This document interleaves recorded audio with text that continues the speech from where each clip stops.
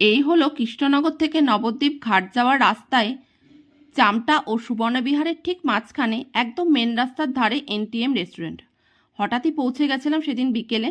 চারিদিকের খোলামেলা পরিবেশে খুব সুন্দর করে সাজানো গোছানো বাগানের সরু রাস্তা পেরিয়ে চারিদিকটা উপভোগ করতে করতে পৌঁছে গেলাম ডাইনিং এরিয়ায়। সকাল 10টা থেকে রাত 10টা 30 অবধি এই রেস্টুরেন্টটা খোলা থাকে। তোমরাও আসতে পারো, এদের বিভিন্ন খাবার ট্রাই করতে পারো। আমরা যেহেতু বিকেলে পৌঁছেছিলাম তাই অর্ডার দিয়েছিলাম ছেলের জন্য একটা কোল্ড কফি আর আমাদের দুজনের জন্য মশলা কোল্ড ড্রিঙ্কস আর চিকেন পকোড়া।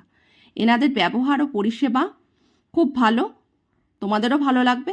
আর হ্যাঁ, একদম সঠিক দামে বিভিন্ন ধরনের খাবারের আইটেম রয়েছে এখানে।